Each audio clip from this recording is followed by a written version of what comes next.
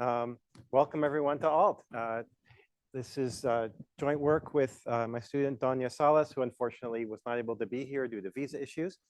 Let me get started. So this talk is going to be about, get the thing to click, good, about trying to machine learning with per instance guarantees. So most of learning theory focuses on performance in aggregate. So doing well over a distribution, over a sequence of examples, and so forth. But motivated by increasing use of AI for decision making and by concerns of adversarial data poisoning attacks where malicious data points could be added to a training set to try to cause specific errors, there's been increasing interest in machine learning in per instance guarantees. So you maybe think of an application like you're going to ask, should I buy product X? And maybe for a particular product, some bad data was added to make you think that that's a good product when perhaps it's not. Okay, so what might you ideally like here? For instance, one thing you might want is a classifier that, given a test point, outputs two things, a prediction and, if it can, a guarantee that the prediction is actually correct under some well-specified assumption. So kind of imagining a picture like this, where you have a learner trained on some possibly corrupted data set S prime. I use the prime to indicate it might be corrupted.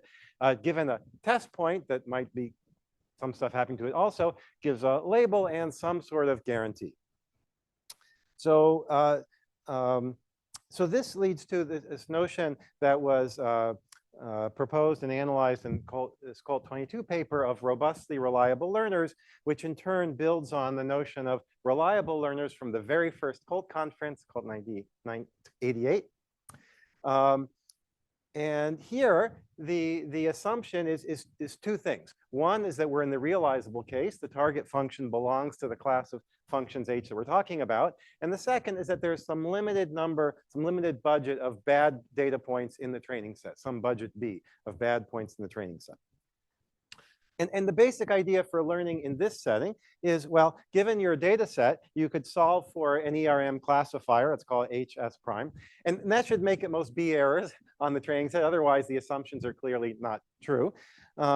And then, given some test point, solve for the minimum training error classifier that gives a different label from the one that your ERM gives. And if that one gives more than B errors, then you can be confident in the prediction of this ERM classifier under these assumptions. And if it makes B or less, then maybe you can't be confident under those assumptions. That's the basic idea in that model. So for example, just if you imagine linear classifiers and let's say B is 1, the budget is 1. So here the ERM classifier would be this line here, which makes 0 training errors. And the magenta region is the region you can be confident in because any linear classifier that would label those points differently than blue or red would have to make at least 2 mistakes on the training data. So just an example of what that might look like. Okay. So some challenges and limitations that then lead to this paper. So one is if the hypothesis class is highly flexible, so you can assign different labels, and still have 0 training error, this will always say, I don't know. And the second is the generic algorithm requires effectively retraining on each test point.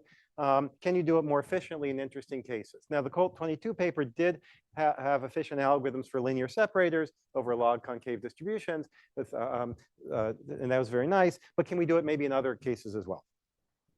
Okay, so to get to the first one, so in this paper, we define, add some extra R's. So we define the notion of a regularized, robustly reliable learner. And the idea here is this algorithm L, it's going to, what does it do? It takes in an example, X, a test point. So first of all, it takes a training set, S prime, and it does something. It's going to produce a classifier. Classifier takes 2 things. The classifier takes in a test point and a poisoning budget. Test point X, poisoning budget B, and it outputs 3 things. It outputs a predicted label Y, and then 2 numbers, C low, C high. There's a... going too fast. There's an underlying complexity measure, that's some way of measuring complexity of functions here. And the meaning here is that there exists a classifier of complexity C low that has at most B mistakes on the training set that gives you the label Y. And moreover, there's no classifier with complexity less than C high that gives you any different label. Okay, so for example, maybe in this picture, say B, the budget is 0, and say, I don't know, we're looking at the degree of polynomial or something as a complexity measure. Here, there's a, X should, blue is the most natural label for X because there's a low complexity classifier that labels X blue, whereas maybe you have to have pretty high degree in order to label X red. Okay, so that would be the way of thinking here. And so the meaning here is that if you output some Y, C low, C high, then we're guaranteed that this Y really is correct if indeed the training set has at most B poison points and the target has complexity less than C high. Okay, because there's no other function. And the C low is just there to tell you that it's actually possible the target has complexity as low as the C low. Okay, so that's the idea here. Okay. So just some notes. You can view C high equals C low as abstaining. Now there's a definition is a little more complicated for data-dependent complexity measures because now an adversary can not only cause the target to make mistakes, but also to seem to have higher complexity than it really does. So you have to be a little careful in the definition. Also, there's another generic algorithm here. What does that look like? Well, given your training set, find the lowest complexity classifier that makes the most B mistakes on your training set. Okay, good. Now, given a test point, output your predicted label as the label of this classifier. Output C low as the complexity of that classifier. And now to figure out C high, now you have to kind of retrain. You take your test point, take B plus 1 copies of it, stick it into your training data with the opposite label, compute the minimum, use that to compute the minimum complexity classifier that makes most B mistakes and labels X differently from this guy and see, how complex was it. Okay, so that requires kind of retraining on each test point. But okay, that's a generic algorithm. All right, let me give two examples, one simpler, one a little more involved. But two quick examples to kind of show how this might look and some of the algorithmic issues if we want to do better than this kind of generic algorithm. So here's a simple one-dimensional example. Maybe the complexity measure is how many alternations in one dimension, in a binary classifier. So this function, for instance, has 7 alternations. And if this example here shows up, this point, this circle, well, what can we say? I mean, it looks like it ought to be positive. And in fact, what you would get out of this is depending on the mistake budget. For a relatively low mistake budget, you would be predicting positive and you'd have this range C low, C high. If there's a large mistake budget, at some point you're going to say, well, I don't know, there's too much noise here. Maybe I'm better off just going with majority vote. Maybe has 0 alternations. And in that case, maybe negative is actually better. And then at other values, you would say, I don't know. So that's how this would look in this one-dimensional case. Okay, and so how efficiently? So this you could do efficiently with bidirectional dynamic programming. You can do a DP left to right, compute for each training example, the minimum complexity solution that makes the most a given number of mistakes up to that point and labels that as positive or negative. Do the same thing right to left. And now when the test point comes in, you just zip them together. And so you just zip them together and time, or you don't have to retrain. Just in time order B, you can figure out what the values are. And if you want to create the whole table, you can either kind of do that B times, or you can view this as a min plus convolution to do it a little bit faster. Okay, let's give one more quick example. So let's consider general classifiers over some metric space with margin, or 1 over margin as complexity measure. So for instance, with B equals 0, this test point X, you could label it magenta, you could label it orange, but orange has larger margin, so that would be the more natural label to give that point there. And the generic algorithm here, if what you care about is just it's arbitrary classifiers, you just care about the margin of separation, is you just create a graph on the training data plus that test point, B plus 1 copies of it, with edges between examples of different labels at some distance up to D, and you just grow that distance until the point where the minimum vertex cover of this graph has size less than or equal to B. Why is minimum vertex cover coming in? That's the fewest points you can delete so that there are no more edges left. And the edges are going between points of different label. So just for example, like what would this look like? Let's say B equals 1, and here's our X, and we're thinking maybe it's magenta. So we're going to try it with a test label. Let's try magenta, see what happens. Try orange, see what happens. If you try magenta, you start adding edges. Okay, fine. Vertex cover size 1, size 1, size 2. Okay, that's the distance. With a poisoning budget of 1, that's the relevant distance. Try orange. There's the first edge, second edge, vertex cover size 1, size 1. Oh, now it's size 2. Okay, that's the relevant distance. So for a poisoning budget of 1, orange is actually the better, more natural label because it allows for a larger margin with the 1 poisoning budget. Okay, and then efficiently, in general, minimum vertex cover is NP complete, but you can efficiently solve it in bipartite graphs. So for binary classification, this would be bipartite graphs using maximum matching. For greater efficiency, you can pre-compute graphs, and then when the test point arrives, update using a small number of augmenting paths. And actually, in general, efficiency issues align nicely with the notion of dynamic algorithms, where you're trying to maintain a solution under small changes to the input. And the small changes, your training set with this 1 point added, and how does that change things? And so that's kind of algorithmically what happens. Okay, so just to end, we introduced this notion. To try to provide, for instance, guarantees in the presence of highly flexible hypothesis classes. I didn't talk about kind of sample complexity issues, and we give and kind of this notion of regularly robust this region. You can see the poster for more on that, and we give efficient algorithms to several interesting cases. And I think there's interesting questions to consider other kinds of, for instance, guarantees one might be able to provide. All right.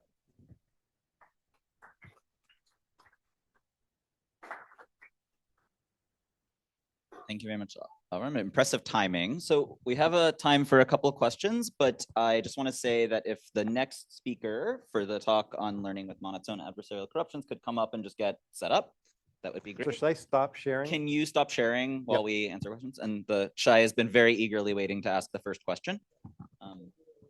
Let me, okay. All right, I'm gonna get a workout. Hi, Avrim, nice talk. I have tons of questions, but the first one, in what way is it different than conformal prediction? Conformal prediction, that you really swap points and see the precision that you get with each swap, it addresses a very similar problem. And in the same vein, if we talk about conformal prediction, they don't talk about poisoning at all. The question is relevant even before you have any poisoning. So why did you not address it like without the poisoning? That's already a big problem. Oh, yeah, I mean, right, so I mean, we could look at those, the technical, differences, but yeah, I mean, poisoning is sort of where a lot of this came from, at least in our thinking about it. We were interested in adversarial attacks, and that was kind of what motivated wanting these, for instance, guarantees, because we were thinking about adversaries trying to cause you to make specific mistakes. So that's kind of where we came from. But you're right, these questions totally make sense even without. Some of the algorithmic questions we're looking at become more interesting when there are, for instance, the vertex cover issue becomes more interesting when there are poisoning attack, there's a data poisoning. So that was just the focus. But you're right. I mean, there's a lot of related stuff. Yeah. It looks like maybe we could take one more quick question since we are working on setting up. Or maybe best to give off. Okay, never mind. No more questions. Next talk is Learning with Monotone Adversarial Corruptions by Chirag Pabbaraju, Kasper Larsen, and Abhishek Shetty. And Chirag is here to give the talk. Okay. Hi, everyone. Thanks for showing up so early in the morning. I'll be talking about this work titled Learning with Monotone Adversarial Corruptions. And this is joint work with Kasper Larsen from Aarhus University and Abhishek Shetty, who's presently at MIT. Okay, so the motivation for this work starts with kind of the modern or the standard machine learning assumption that we make while doing theory, which is that the data that we train our learning algorithm on is drawn IID from some distribution. So this is all the closely related assumption of exchangeability in the data when we train our machine learning algorithms. So this is a standard assumption we make. It makes a lot of statistical analysis easy. And most standard analyses of optimal learning algorithms typically rely on this assumption that the training data is distributed IID. And the kind of motivating question for this work is, how central is this assumption, right? This question has been studied under various guises of domain adaptation, transfer learning, and etc. But kind of what we want to ask here is, what is a minimal model where exchangeability or IID-ness is broken, but the quality of data is kind of maintained. So we don't want to corrupt or corrode the quality of data, but we want to still break exchangeability or independence in the data. And yeah, the motivation for considering this question comes from the modern machine learning belief that adding more data in your data set is always going to make your models perform better. So there's this belief that more data is better, and the question is collecting more data always guaranteed to improve our performance metrics, right? So if we consider kind of the poster boy task in machine learning, which is to classify dogs against cats, a question that which can be motivated from the scaling dogma here, and there's no pun intended in the title, but the question you might ask is it useful to include, if you want to differentiate between golden retrievers and tabby cats, is it useful to include like data which comprises of pictures of Siberian Huskies or Siamese cats? So our task is to train a classifier that distinguishes between golden retrievers and tabby cats, but can we include like pictures of dogs which are not retrievers and pictures of cats which are not tabby cats? And again, the motivating question is, what is the minimal model where like the data is kind of honestly labeled in the sense that these are still dogs and those are still cats, but you want to still be able to, but adding this data into the data set breaks the kind of exchangeability between pictures of retrievers and cats in the data set. So to kind of understand this question, we propose this model of a monotone adversary. So the monotone adversary is going to be defined with respect to a given data distribution, that's the representative data distribution, and a target hypothesis from hypothesis class H star, H. And we're going to define this, the way that a monotone adversary is going to prepare a data set is going to be defined as follows. So there's going to be n clean points that are going to be drawn IID from the data set D.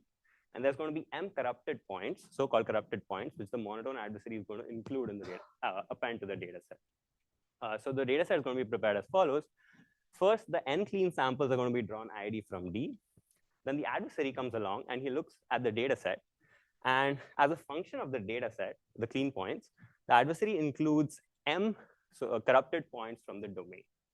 But these corrupted points are going to be monotone in the sense that all of the data, the clean as well as the corrupted data points, it's going to be labeled by this target hypothesis H star. So in the previous slide, you have that all of the Huskies are still going to be labeled as dogs, and all of the Siamese cats are still going to be labeled as cats. So the labels are honest. But notice that since the adversary is inserting these corrupted points as an adaptive function of the clean points, exchangeability is totally broken in the data set. So conditioned on the corrupted points, the clean points are no longer distributed IID. That's the monotone adversary model. And what is the benchmark here? So given a data set that's prepared by the monotone adversary with n clean points and m corrupted points, the task of a learner is to output a classifier which has a small expected error on a new point that's drawn from the representative data distribution. So the test point is going to be drawn independently from the clean data. It's going to be drawn from the distribution D. And we want to measure the chance that the classifier that we output mislabels it. So in this sense, the test point is a draw from the clean data distribution, and it's not in the control of the adversary. The adversary can only add the corrupted train data points, but the test point is not going to be in control of the adversary. So that's a salient feature of this model. Okay, and now let me tell you the main results that we show for this monotone adversary model. So first, let me set up some benchmarks. So without any adversary, there are actually, I think this comprises of all known optimal pack learners that we know. So one class of algorithms is the one inclusion graph algorithm, whose analysis is based on the classical leave-and-out principle.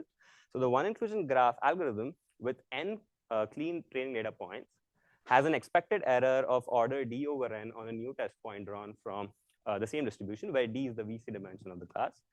And that's the optimal error.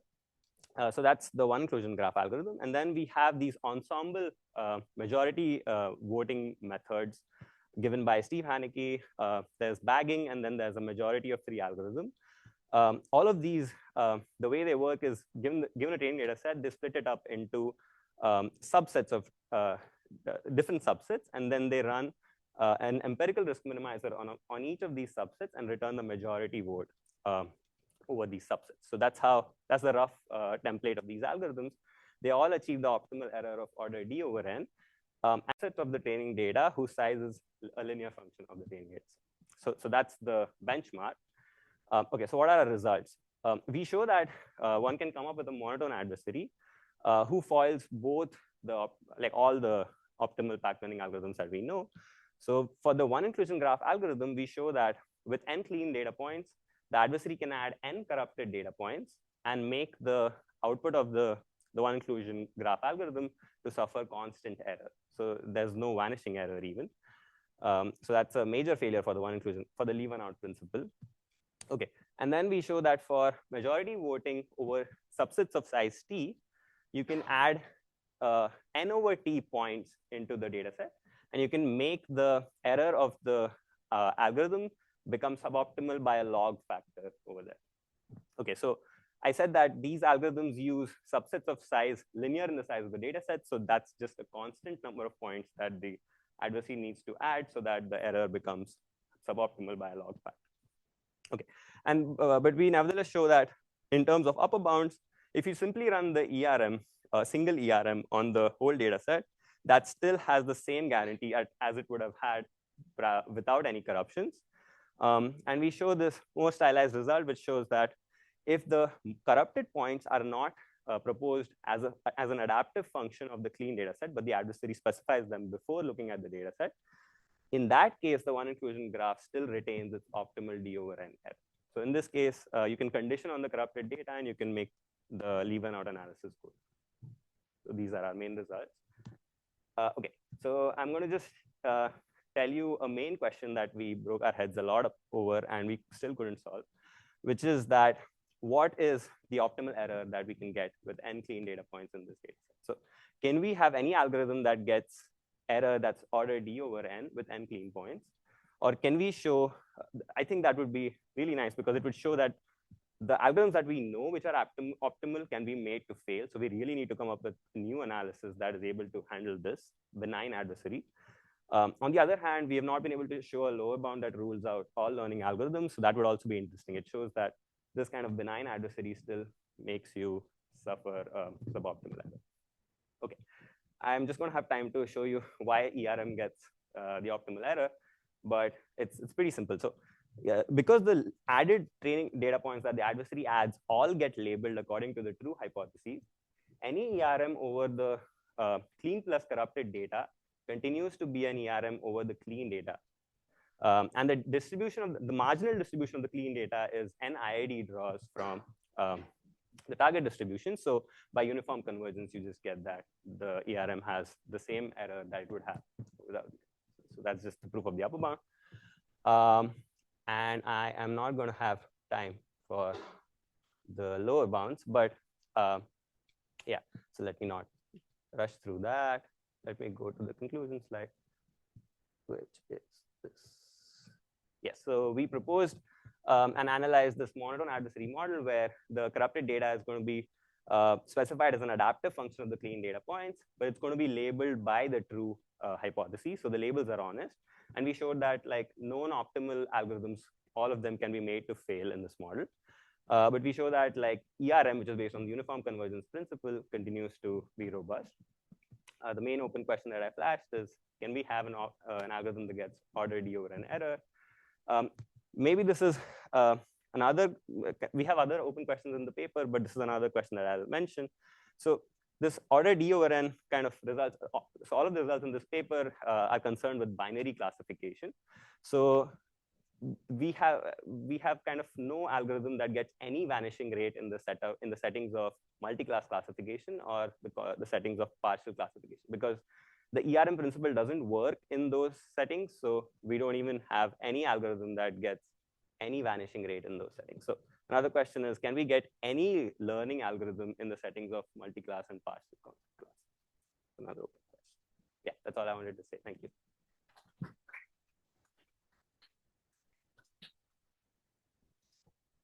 Thank you to Chirag. We have, I guess, time for one question while the next speaker sets up. Well, by the schedule, it's you covering for the speaker who had travel difficulties. Okay, yeah, maybe this is going to be a theme, so if anyone not shy would like to ask a question, get it in now. Anyone who's not shy, yeah, good. Okay, everyone is shy. Yeah, this is just a small clarification. It looks like it's all for the realizable case. Yes. Do you have any similar results for the agnostic case? So good question. So in the agnostic case, I don't know what like a monotone adversary would comprise of, because we want to think of honest labels according to some ground truth classifier. So in the agnostic case, you just have a joint distribution. So we thought about this, like having a notion of a honest labeler is not clear in the agnostic, but one could still, I guess, add x's which are drawn according to as an adaptive function. But how would you label them? Thank you. Yeah. All right. Our next talk is improved replicable boosting with majority of majorities by Clement Svendsen, Kasper Larsen, Markus Mathiasen, and Clement here will give the talk. Yes. Okay. Right. So we already had the introduction, so I'll just get started. So I'll start by introducing the setting. So in the binary classification setting, so we have some instance space X and a distribution D, and we have some label space consisting of 2 labels, and we have some unknown target function mapping data points to labels. And we want to learn this function based on some labeled samples. So just a quick example of what this might look like. You might have X to be some set of images. The labels could be capybara and beaver, and then you would observe these pictures and the corresponding labels, right? And then the goal is, given a new image, to predict whether this image is of a capybara or a beaver with high accuracy, and we want this to happen for most training samples. So to be a bit more formal, we want a strong learner. So this is an algorithm such that for any epsilon and delta, there is an m, a number of samples, such that no matter what the distribution is, as long as we get m samples, the algorithm will output a classifier which has error at most epsilon with probability at least 1 minus delta. And error just means the probability of misclassifying a new point.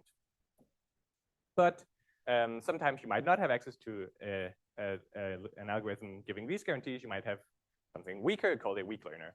So this is an algorithm such that for any delta, there is again an m, a number of samples, such that the error is just smaller than 1/2 minus a gamma with probability at least 1 minus delta. And this gamma here is called the advantage. So it's a fixed parameter, and it kind of quantifies how much better this algorithm W is than just guessing at random.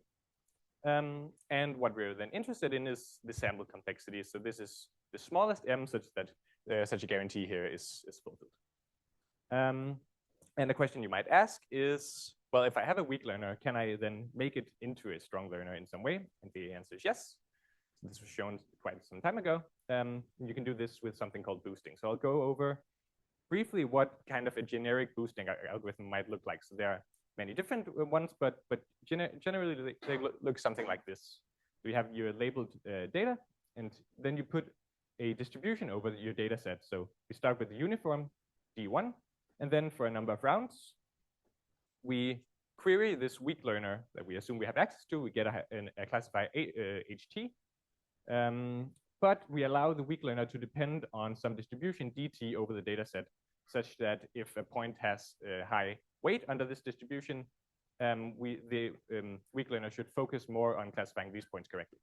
Then we use this generated hypothesis to update these distributions DT, such that points that were misclassified get a larger weight and are hence more prioritized in the following rounds. Then at the end, you output the majority of these weak hypotheses. And it turns out that if you do these things correctly, this is a strong learner. So I'll go over very quickly a toy example of what it could look like. So you might have this data set here, these blue and red dots, and you might assume that the weak learner outputs linear classifiers with axis-aligned hyperplanes. So we might start with a weak learner that outputs this classifier here.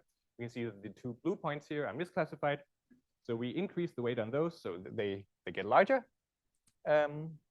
Right, and then, but now all these red points are misclassified, so we increase the weight on those, generate a new hypothesis that correctly classifies those, and then you might take the majority here after 3 rounds, get this classifier here, which then correctly labels the trading set. Yeah. So this is just an example. But sometimes you might care not only about the accuracy of the algorithm, but also about stability in some sense. So informally, you might want an algorithm to have the property that if you have two samples from the same distribution, then you might want the algorithm to output the same thing often. So in a sense, the algorithm should maybe be robust to noise in the data and depend mostly on the underlying distribution and not on specific samples too much. So more formally, this was this notion of replicability was introduced by Pabbaraju and others. And we say, following that definition, that an algorithm is row replicable if the probability of an algorithm applied to S and then applied to S prime, if the output's the same thing on both runs, this probability being greater than 1 minus rho. Right, so an algorithm is row replicable if this holds for independent S and S prime from the same distribution. And where crucially we use the same internal randomness in both runs of the algorithm. Yeah.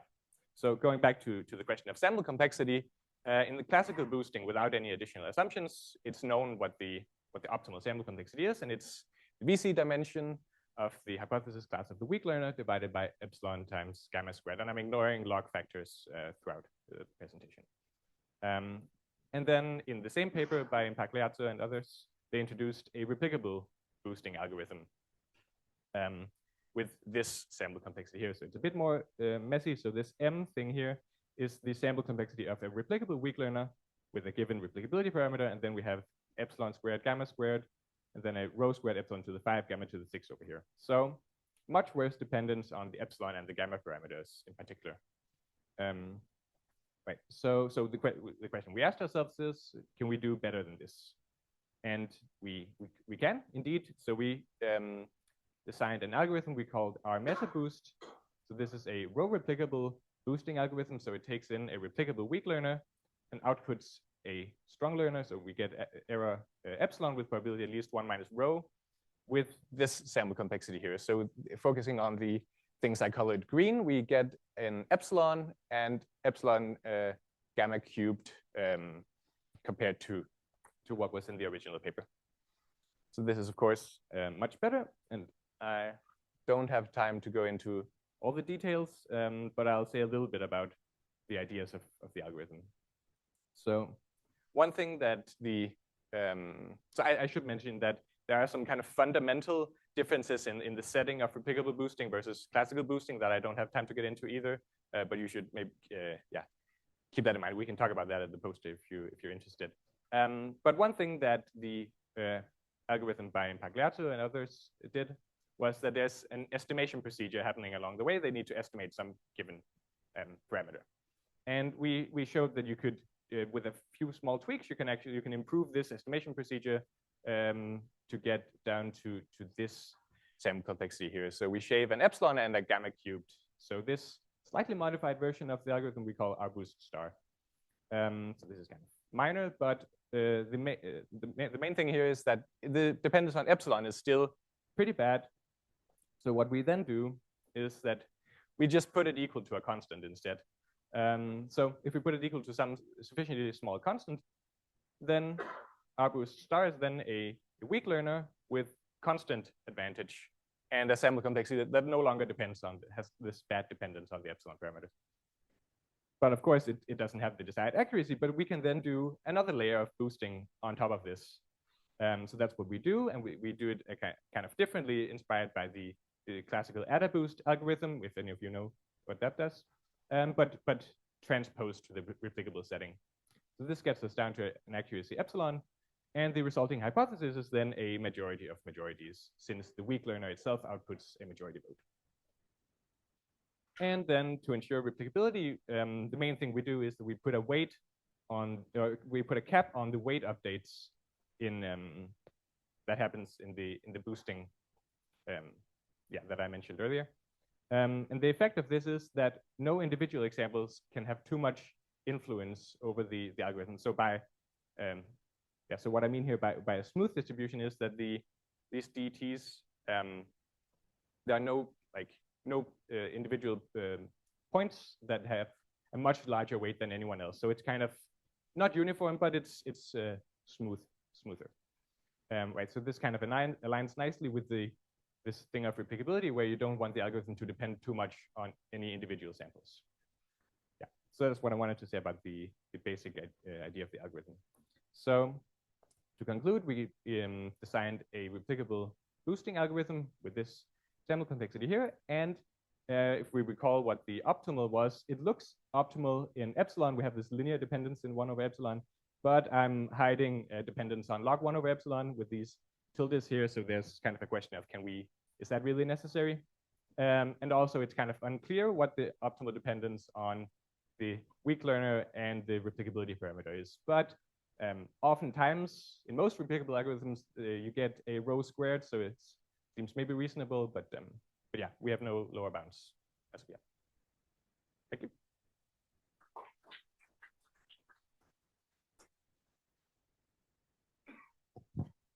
Thanks to Clement for a nice talk.